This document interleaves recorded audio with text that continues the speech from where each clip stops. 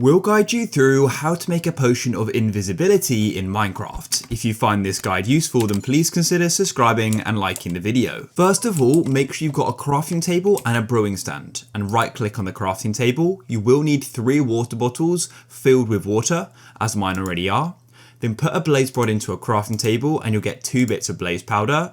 Then you need a spider eye with a piece of sugar, which you can get from sugarcane, and a mushroom. And you then got a fermented spider eye. And then what you need to do is go and get a gold ingot and put it in a crafting table, and then circle it around with gold ingots and put a carrot in the middle to get a golden carrot. Now what you need to do is go into the brewing stand and go and put in the water bottles.